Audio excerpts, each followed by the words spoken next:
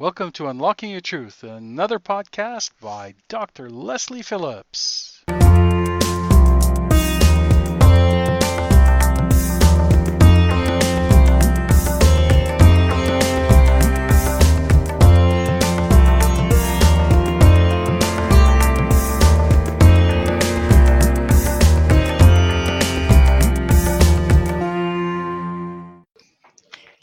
Well, hello, listeners, and welcome to Unlocking Your Truth with Dr. Leslie and Corey. Hello, everyone. You're listening to us on 101.7 FM across the Fraser Valley.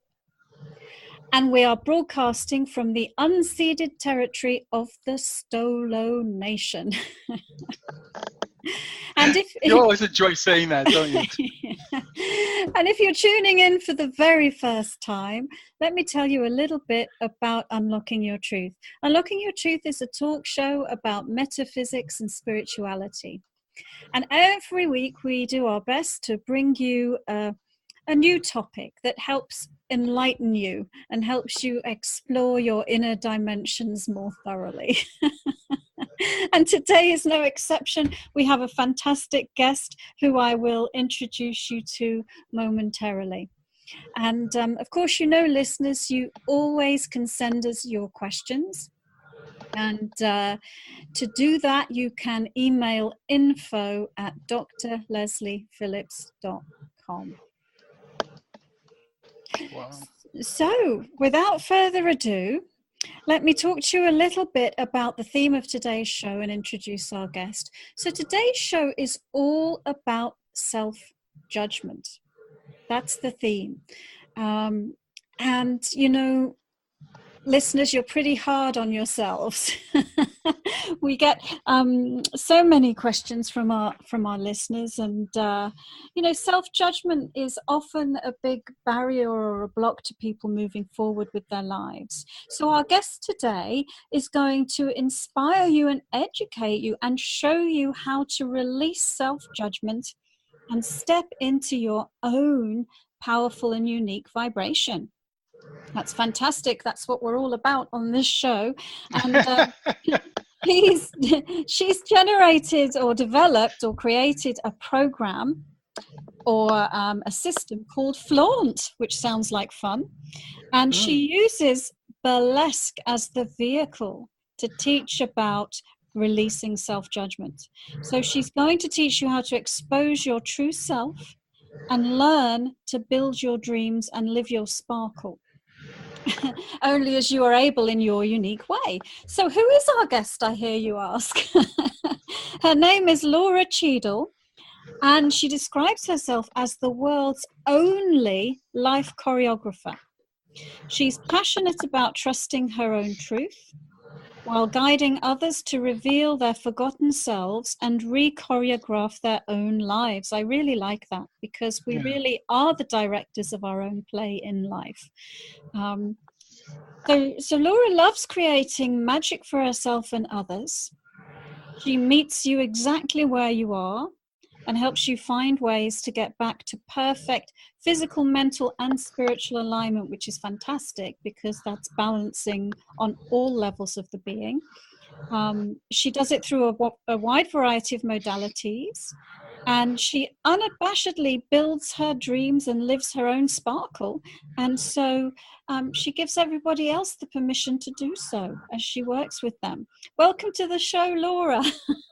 Thank you so much for having me. I'm honored to be here. Well, it's wonderful. It's wonderful. And I'm very curious to find out more about what you do.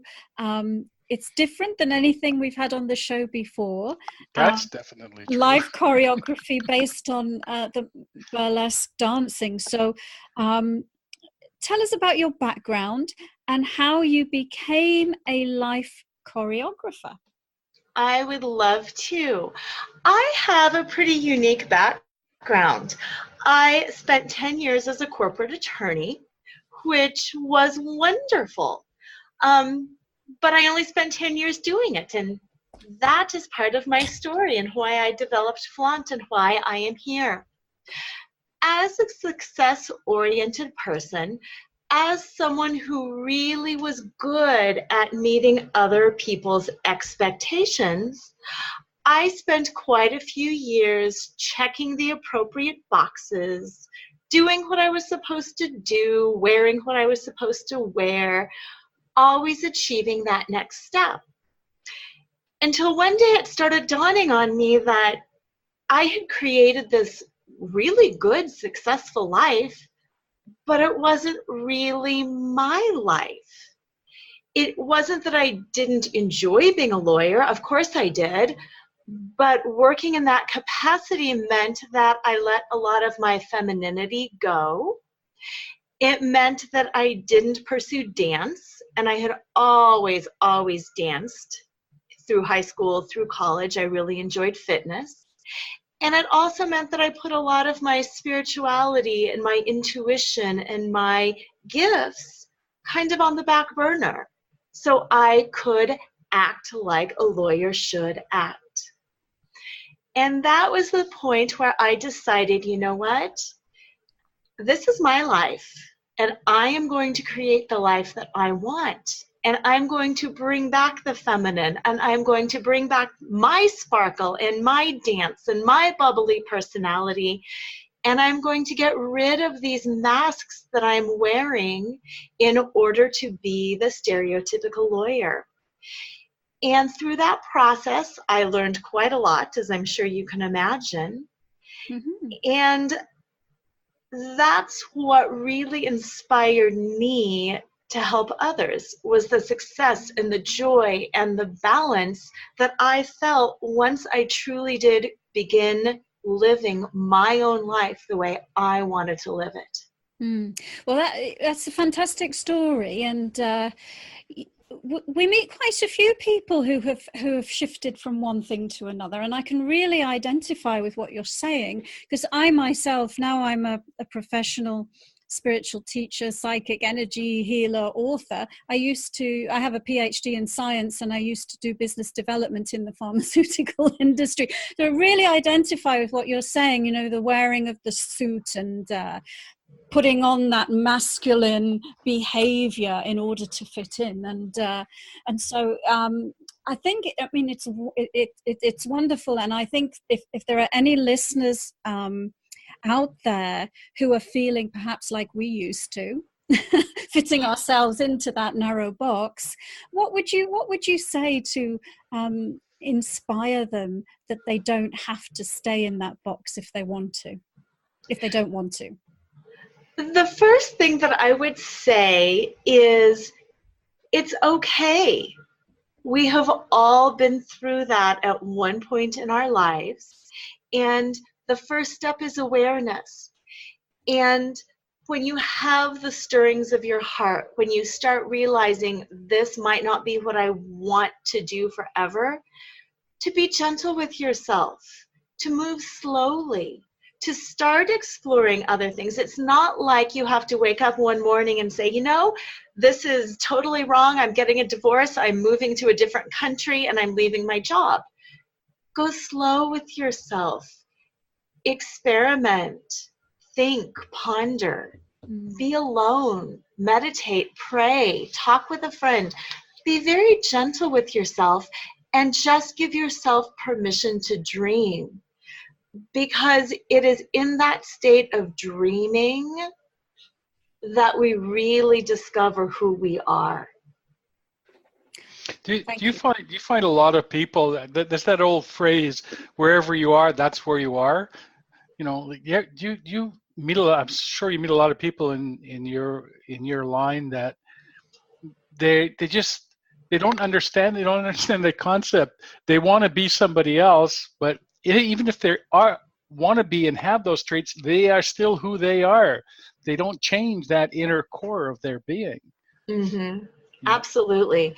Yeah. And the reason that I tie a lot of this to self-judgment is it is so easy for any of us to look at somebody else and say, well, that's who I want to be. I can be a doctor, I can be a lawyer, I can be a nurse, or I can be an accountant. These are my, 4 boxes. Which box do you choose? It's very difficult to say, none of those boxes exactly fit for me. I like this from this box and that from the other box, and ooh, nobody's mentioned this. Why don't I integrate that in? That's very difficult for us to do simply because we have not been conditioned to do that.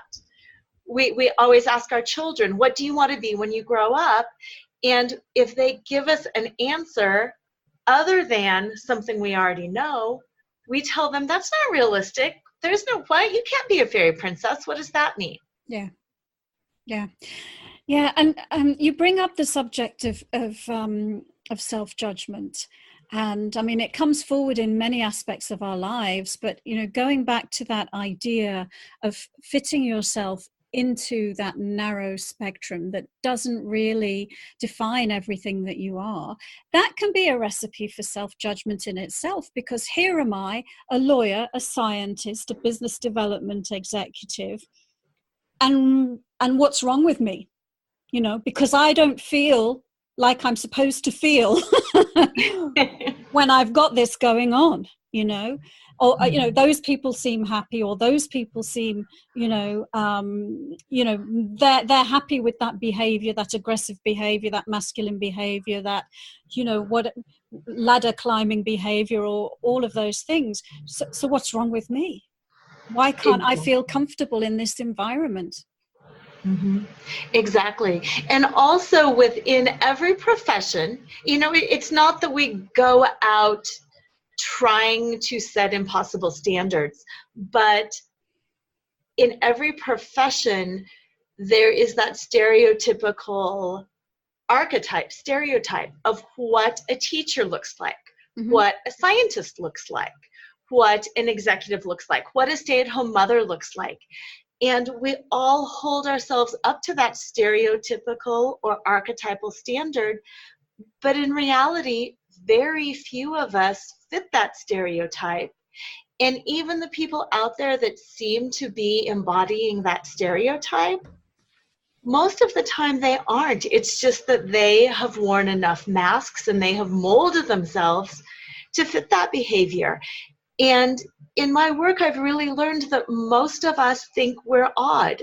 Most of us think we're freaks. Most of us think we're different. Most of us think everybody else has it together. What is wrong with me? And the answer really is nothing. We all feel that way. We just don't express it. Right. Yeah. It's very, very interesting. You hit something on a nail on the head there with myself, and I remember what it was like. I used to be in sales and, you know, selling large equipment. And I remember I used to speak one way, and as soon as I'd pick up a telephone, my voice would completely change. My demeanor would completely change. I'd hang it up and I'd go back to being just a little old me. Very interesting how that happens. I mean, you take on, it's like, you know, the old adage is that, you know, the clothes make the man, and it's very true. It's very true. They don't make the man in the sense of his actual being, but you put on the suit, you feel different than when you're wearing a, you know, an old pair of shorts or something like that. Until you can remove yourself from that concept and just be you, no matter what you're wearing, what you're doing, where you are. And it's very limiting also as far as growth and development for the company that you might work for as well. Research shows that the more diversity you have, the more new concepts, the more new ideas, the more creativity, the more success. So even if it's a bottom line, you know, dollar figure, more diverse behavior is going to resonate with a broader spectrum of people, and you will sell more. Well, yeah, and we're all unique, aren't we? We're all so diverse, and that diversity and allowing that uniqueness is where creativity comes from. It doesn't come from just adhering to a very narrow spectrum of expectations and behaviors. And you know, what a relief it is to finally give yourself permission to just completely express the whole of who you are. Yes. It's such a relief, isn't it? Yes, it is. And it's also so exciting the way it inspires other people as well. because there's nothing better than working with other people and seeing them take similar steps and to see how their lives change and what they bring to the world once they do. Mm-hmm. Well, we're going to go to a break shortly, and when we come back from the break, I'd love to ask you about Flaunt. You know, we've talked about the workplace a lot, but really, we're faced with expectations from everywhere, aren't we? So perhaps before we go to the break, where else do we, what other influences are there that cause us to judge ourselves so much? You know, it's crazy. When I had my second child, I went part-time, and I had this illusion that, oh, this is going to be wonderful. Holy cow. Moms judge other moms, women judge other women, friends judge friends. When you are working out, because like I said, I mentioned fitness. I love fitness. I love dance. People judge your body. People judge your fitness level. People judge if you nurse a child in public. It's ridiculous. It's the gym, the house, the friends, everywhere we get judged. Absolutely. Well, on that note, listeners,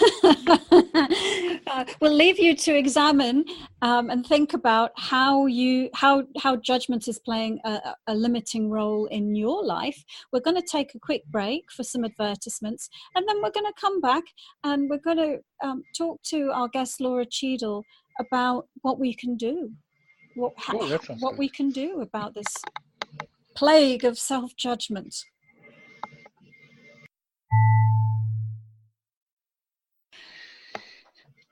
Welcome back, listeners, to Unlocking Your Truth with Dr. Leslie and with Corey.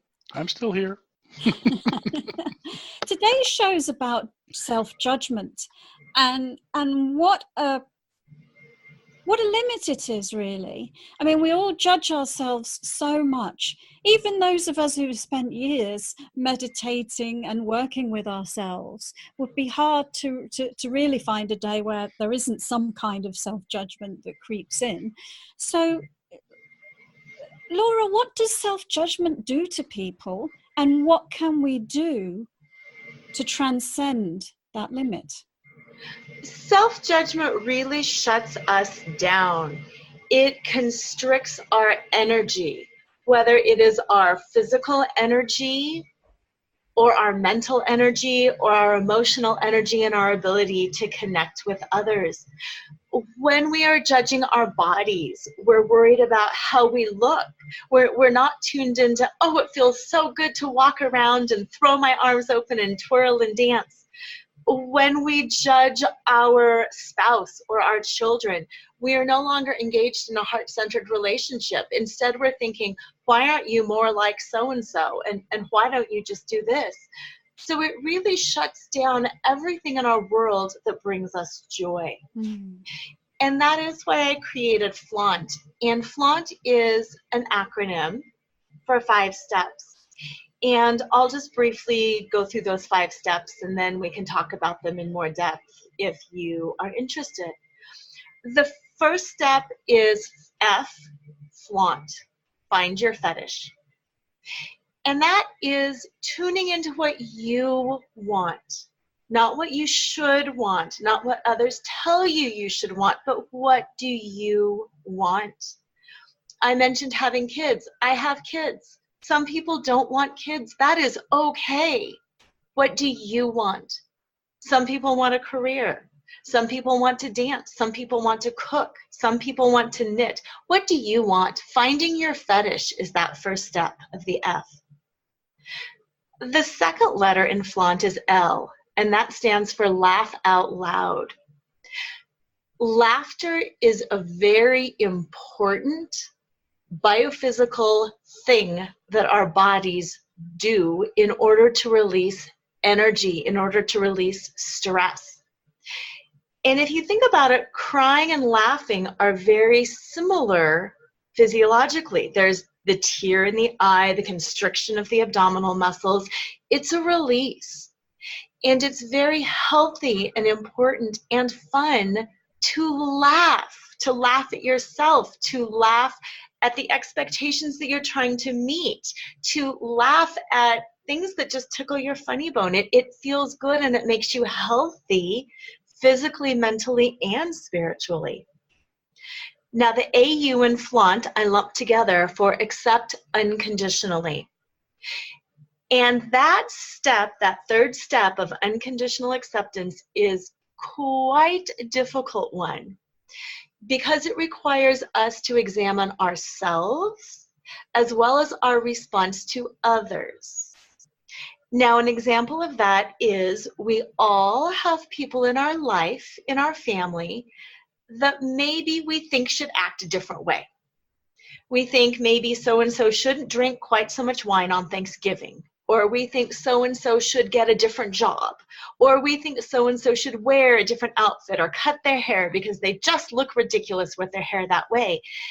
And it requires us to look at ourselves and how we are judging those other people and how we are limiting both ourselves and others by not accepting them unconditionally.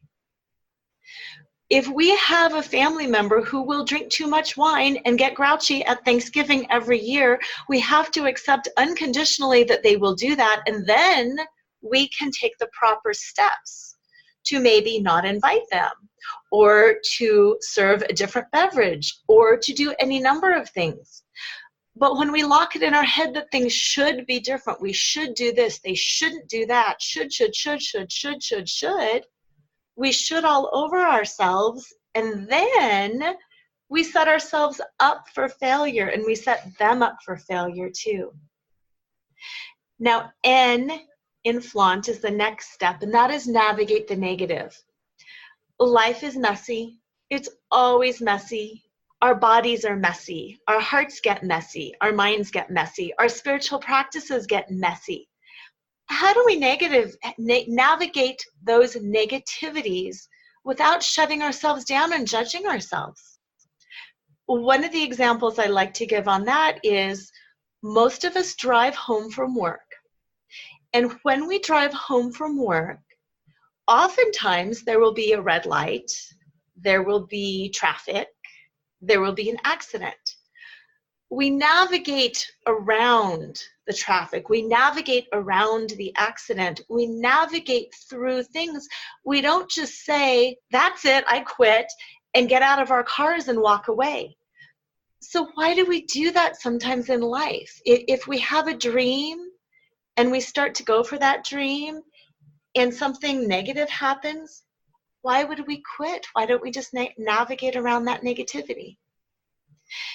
And then that last step, T, is trusting in your truth. And that kind of ties all those steps together. You know what your fetish is. You're laughing, you're having fun. You know yourself enough that you can accept unconditionally who you are and who others are and how you come together.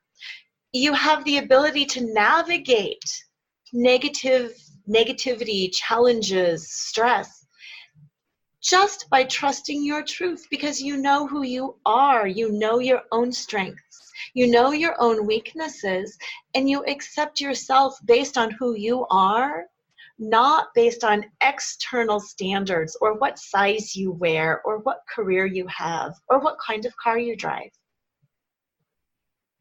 It's amazing, you know, like it's a step. We all go through it though. That we all live those learnings, those lessons. I remember when I was 25. I love stories about my past because they're so relatable. I come from a very staunch European background, you know, very World War II, World War I background. And I remember at 25, I quit my job and I went home and went to my parents' place. I went home to my mom and talking to my mom about quitting my job. She says, "Oh," I said, "but don't worry about it." I said, "I'm going to get another job, but this time I'm going to get a job with a car, an expense account, a salary, and a nice big salary." You know what she said to me? She says, "Oh," she says, "that's not for people like us." You know, Oh. like it's just that, and I can still see myself sitting in that kitchen table, listening to what she said to me and going, and at that point, I remember I sort of made a break. I made a little bit of a break, and I just said, no, I got to be who I am. I got to do my own thing. And sure enough, within, a week, I had a job with a car, expense account, good money.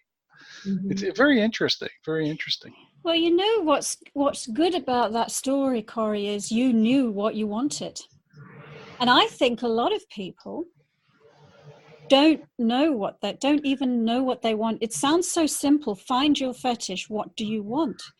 But so many of us were so programmed to want what other people want for us. Oh, definitely. Yes.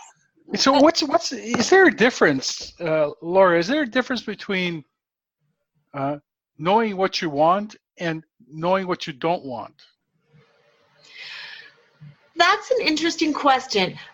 I believe we have to know what we don't want in order to guide us towards what we do want. And I think that's some of that navigating the negative piece.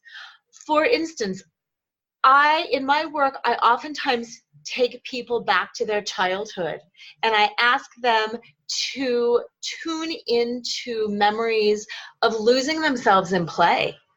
Were you playing jacks? Were you swinging? Were you watching the clouds? Were you playing with dolls? See if you can reconnect to just that ability to play. And then you can start figuring out what it was that brought you joy.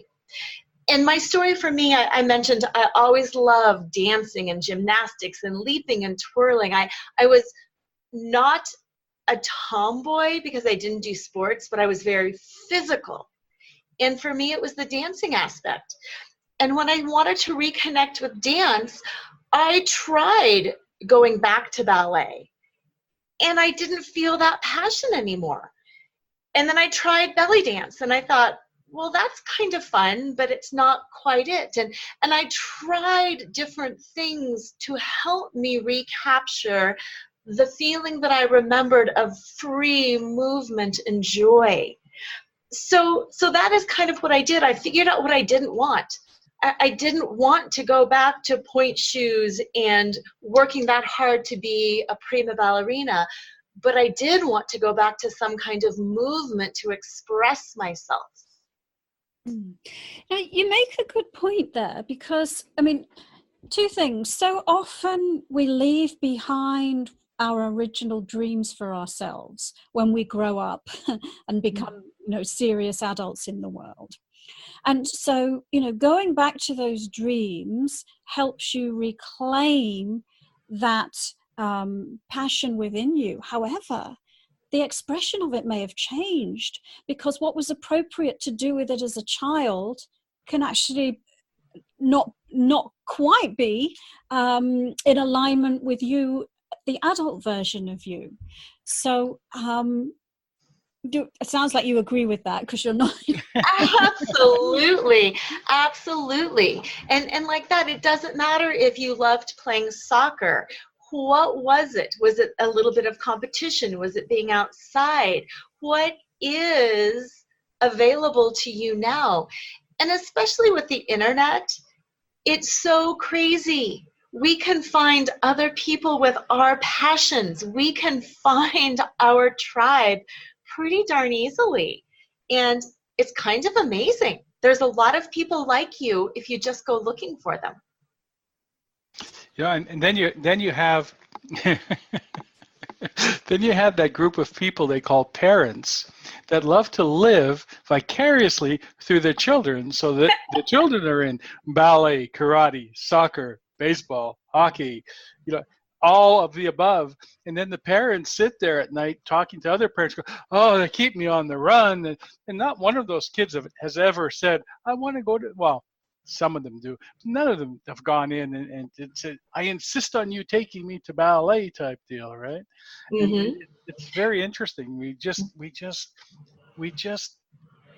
forget that we don't have to use someone else as a vehicle to our happiness and fulfillment. Absolutely. And that's why that second step, laugh out loud, I believe is so important. We need to be doing things that facilitates laughter and joy in our own life. And if not, it's just another should. It's just another obligation. And an example on that, as an adult, I didn't think I was worth the time or the money to go take these dance classes. So I would think, oh, I can just work out at home, or maybe I can run or turn on some music. Well, at one point, I started taking, and don't laugh, pole dance class lessons. And it's like the cirque pole. Well, I felt like it brought back the joy of being a kid on the playground and climbing on the monkey bars and running around. And yes, I took an hour away from my kids to go to that class. Yes, I took an hour away from my husband and my clients to go to that class. But you know what? I would come home giggling and laughing at how ridiculous I looked and sore and sweaty. And I was such a better mother because I was joyful. And I was such a better wife because I was laughing at myself. And you're right. Did I maybe take away an hour soccer time with my kids?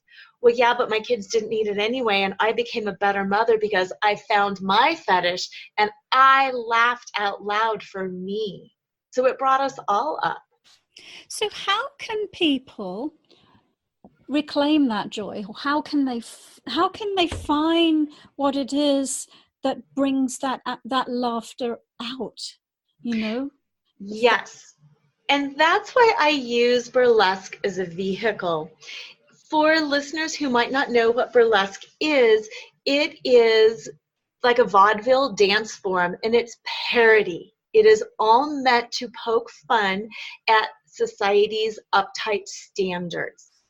Yes, it involves the removal of clothing. No, it is not stripping. It is removing clothing to give the audience a surprise. For example, you might have a beautiful, sexy woman come on stage with the feather boas and the long gloves, and as she starts taking the gloves off, she might reveal tattoos, or she might reveal that she has a beard, or she might reveal something else about herself that people wouldn't know from looking at the costume that she wears. And that's what I encourage people to do, is to make a parody of themselves. What is your job? What are your roles? What are the costumes that you might wear in those roles? For me, I might have the business suit. I might have a diaper bag on one arm and a briefcase on the other. What are the different masks that I'm wearing, and how can I start revealing those myself by taking those off? So when I set down my briefcase and I set down my diaper bag, who am I? Now I take off my, navy blue business suit. Who am I? Now I take off the good daughter bow ribbon in my hair. Now I take off the good wife apron. Who am I? And yes, it's brilliant to do it in real life, but listeners can also begin to do that as they move through their day. What are the stereotypical costumes and masks and accessories they are carrying around with them? And what would happen if they set those costumes or masks or accessories down? Who would they be? And yes, it's a process. It's not like we can just set it all down and say, oh, I remember, I'm 4 years old again, I'm totally connected to my heart and my dreams, and bam, bam, bam. There has been a lot of conditioning, but it's a process. Start setting things down one at a time and see what you're left with. I used to be very vain about my hair. Being in sales again, and same as in the legal profession, you have to have this image. You have to have this. And I used to deal with dry cleaners and launderers and the big industries. So my shirt had to be properly ironed, and they can tell if you ironed it or you had it dry cleaned. It's very interesting. And so my hair was very. And then I got involved in a self-help seminar program where I worked for the company. And one day I just said, I shaved it all off.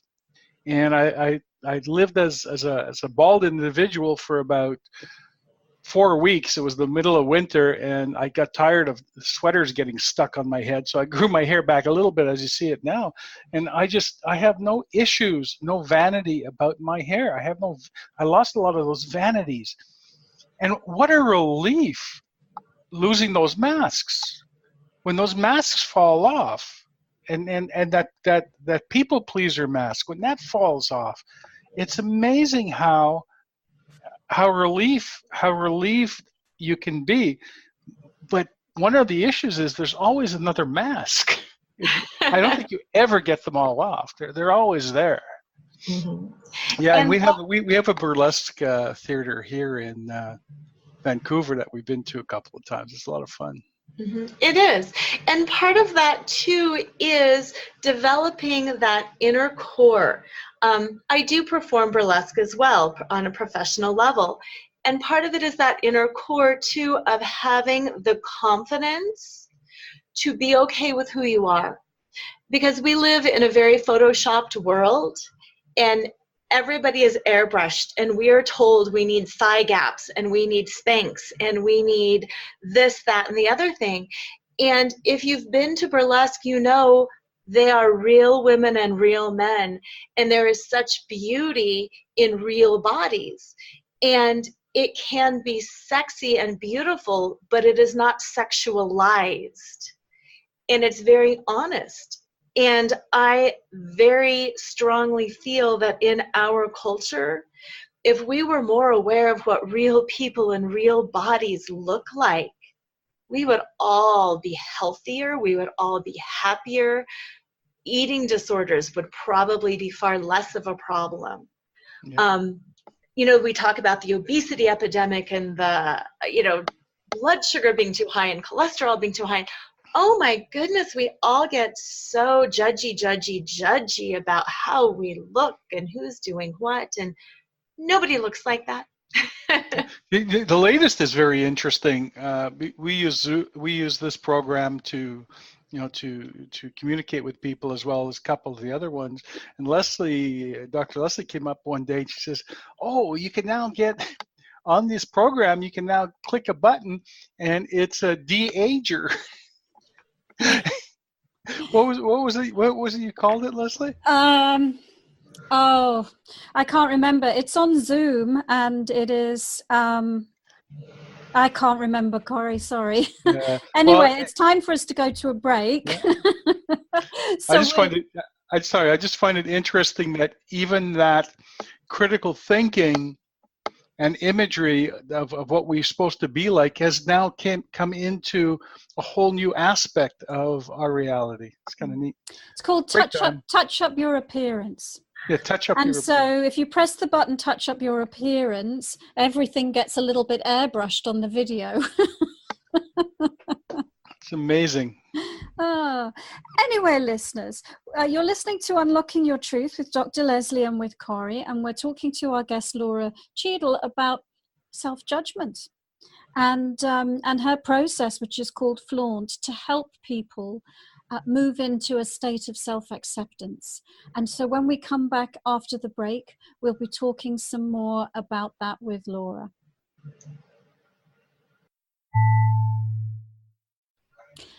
Welcome back, listeners. This is Unlocking Your Truth with Dr. Leslie and Corey, and we're broadcasting on CIVL on 101.7 FM across the Fraser Valley. Yay! Tonight's guest is Laura Cheadle, and she's been talking to us about her process called Flaunt that helps people overcome intense self-judgment and reclaim their inner selves through self-acceptance. And one of the methods that she uses is burlesque. And after the last section where you were explaining, I can really see how that helps people laugh out loud. And I can also really see how it helps them move into self-acceptance. Because if you're moving off your usual masks and you're perhaps even exposing more of the shape of your body to other people than you might usually do, you're faced with your own self-judgments about yourself. and you're invited to continue beating yourself up or accept them. And what's brilliant about that is whenever I have taken off a mask, whenever I have let my heart show, my soul show, my thighs show, my stretch marks show, nobody else judges me for it. They say, wow, you're so brave. They say, I wish I could have left my job too. I wish I could have done that with my kids too. You look so happy. I'm wearing, girdles holding myself in, but you're running around and you look so happy and you look fine with your stomach that way. And it's very empowering because the judgments we have are so often in our heads. I can't wear that. I look horrible. Well, other people think you look great because you're happy and you're sparkling and you're shining and you're joyful. Yet I've seen research, actually I think it was on the Oprah show once, where they took a bunch of women in their underwear and lined them up, and they were all different sizes. And then they asked people to say, well, where do you think you're on this spectrum of body shapes and sizes? And invariably everybody believed they were 2 or 3 sizes bigger than they actually were. Fascinating. Yeah. Mm-hmm. Oh, so navigate the negative. That's a tough one. How do we do that? That is a tough one for a lot of people because we have expectations that things should go a certain way. And what I like to do is to have people really focus in on the definition of navigate as it applies to steering a ship. The ocean is wide open. It's not like a road where you have to drive in certain lanes. The ocean is wide open. Yes, you have the plan to go from point A to point B, but waves come in, storms come in, other boats come in. Sometimes you get blown off course a little bit. Sometimes you just lose track of exactly where you are and you just steer back. Navigation is not a straight line when you're navigating an ocean liner. It's constant course correction. Sometimes it's even turning towards the sunset so people can see this glorious sunset. Sometimes it's seeing a whale surfacing or dolphins playing and it's going off course a little bit to enjoy it. Sometimes it's seeing a storm ahead and it's stopping or even going backwards in the water in order to advance further later on. And oftentimes when people just understand the fact that navigation is fluid, navigation is not a straight line. We are not chugging ahead step at a time. We are being fluid and we are giving ourselves permission to go off course, whether to save ourselves time later or to enjoy something that's happening in the moment. It releases the idea that we are failing. And the other thing that I like to tell people is to remember that things that happen in our life are not good or bad. They are just things that happen. A divorce can be devastating or it can be wonderful based on the label that you assign it. A child with a, quote unquote disability, that can be the biggest gift or it can be a hindrance depending on what you call it and how you think about it. So I do like to challenge people and challenge your listeners. Take what you think is problematic in your life right now and see if you can reframe it. It's not negative, it's just a thing. Make it a thing. You can make it a positive thing or a negative thing or a neutral thing. Mm. Well, I love that. I love that analogy of the ocean as well. Now, one thing I wanted to ask you, when you first were introducing Flaunt to us, one of the things that you said when you were talking about navigate the negative is that people often give up too soon. Something goes wrong and then they just give up. How can you tell the difference between something that's not right for you and it's a really good decision for you to stop on that course and go in another direction, versus I'm just giving up and actually this is my path, part of my path. How do you tell the difference? I'm so glad you asked that, because yes, with my own spiritual background too, I feel like we can be led in certain directions, and we do have these beautiful, wonderful gifts to offer. What I tell people is to notice, are you laughing? Is this your fetish and it's fun?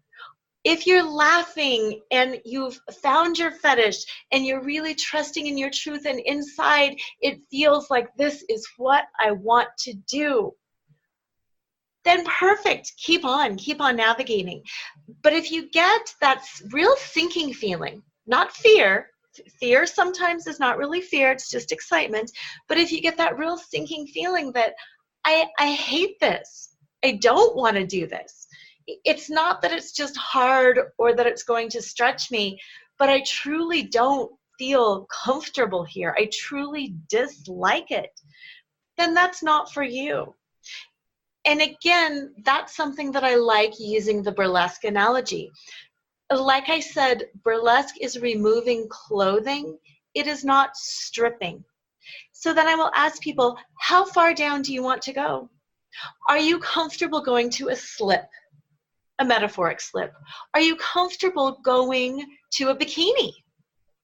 Are you comfortable in a leotard? What is feeling good for you? Or are you comfortable going all the way to pasties? Because if going all the way to pasties makes you fundamentally uncomfortable, then we don't need to go there. And there is no point in navigating for something that you truly don't want to do. If you're comfortable in a one piece, let's get you to a one piece. Let's not go all the way to pasties. If that doesn't feel good and make you laugh and bring you joy, that's trusting your truth and owning your truth and not letting others talk you into it. No, you need to wear the bikini. No, I don't. This is who I am, and this feels good to me. Go with what feels good and brings you laughter and joy. Now sometimes all the steps are kind of right for us,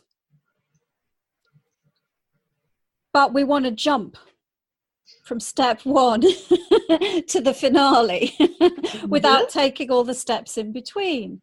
I get that a lot in my work. You know, people whether it's I want to overcome this particular block, or I want to develop my intuition and I'm here, but I think I should be here.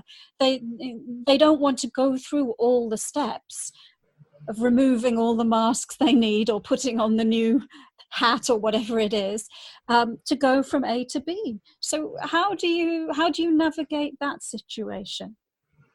Have you ever walked a labyrinth or seen a labyrinth?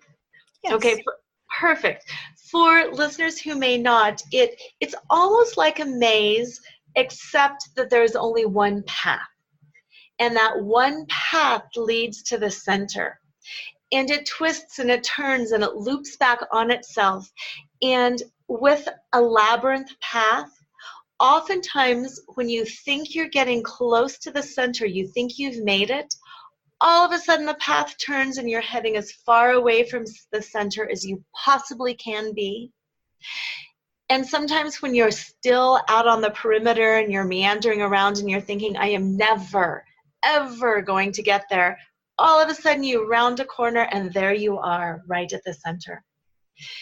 And I like to tell my people, that's what it's like. You don't know where you're at along the path. All you can do is trust that you are on the path.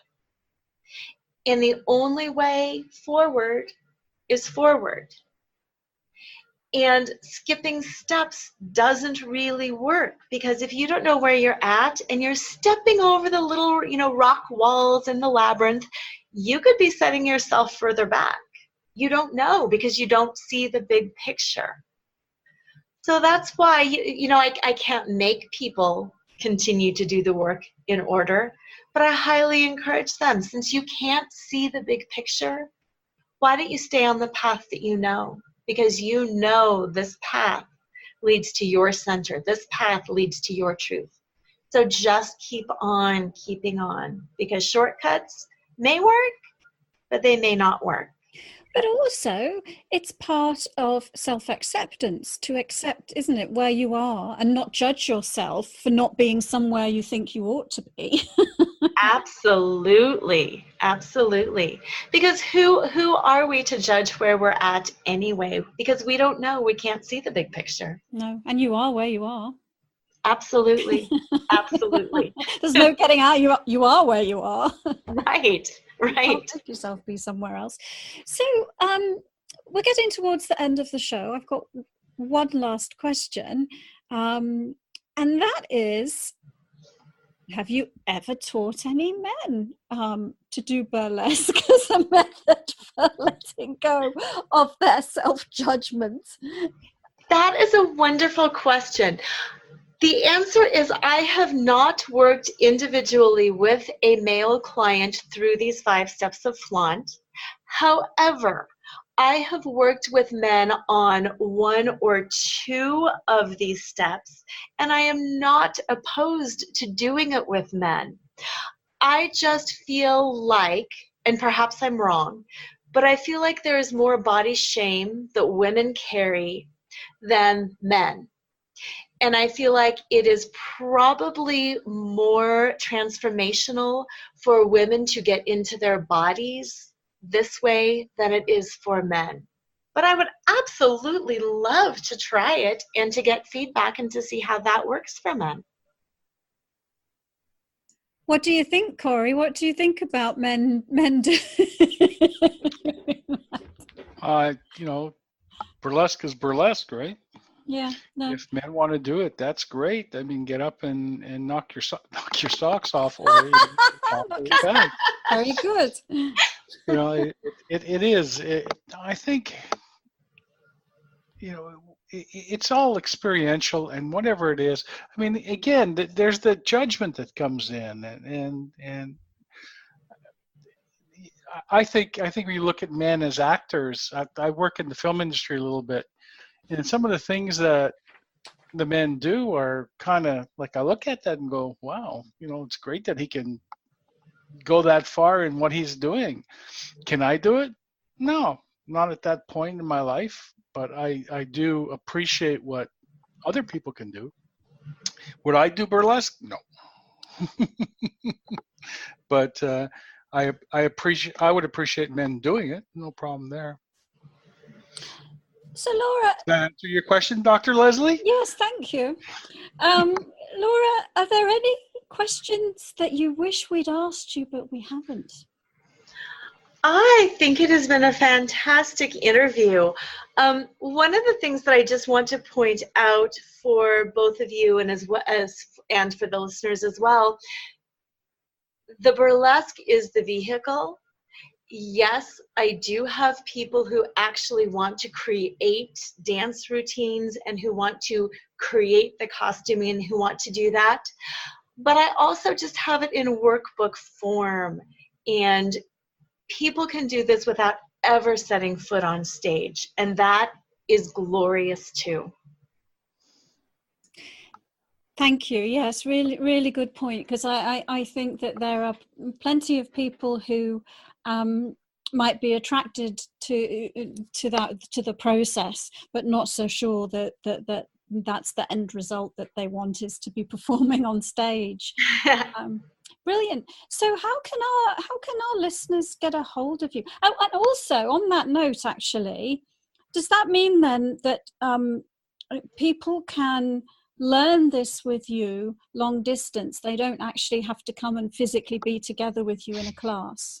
Absolutely, absolutely. I do virtual workshops. I consult one-on-one on Zoom. It's amazing the technology we have. We can feel like we're right here with people, and we don't actually have to be together with people. So yes, I'm happy to work with people remotely. That's great. And if our listeners are intrigued and want to find out more about you, how can they do that? They can do that a few different ways. They can visit my website, www.lauracheadle, and I spell my name LoraCheadle.com. They can email me, Laura, Lora, at pyramidfusion.com. And they can even reach out via text or phone at 303-994-4945, because texting is a wonderful, quick way for me to get in touch with people. No, that's very, very good. And yes, texting's a terrible way to get a hold of me, by the way, listeners. I'm not a texter. It would take me a week to notice that you've sent it. So, and I'll attest to that. Well, thank you so much, Laura. Listeners, you've been listening to Unlocking Your Truth with Dr. Leslie and Corey and with Laura Cheadle. And the show's been all about self-judgment. And that's one of the big parts of the human condition. It's one of the things that we're all here on our unique life journey, but it's something that we all encounter. And so Laura's developed a method to help us transcend self-judgment and move into self-acceptance. And so we thank you so much, Laura, for doing that for us all. And that's the end of our show. And we'll be back next week at 7 o'clock.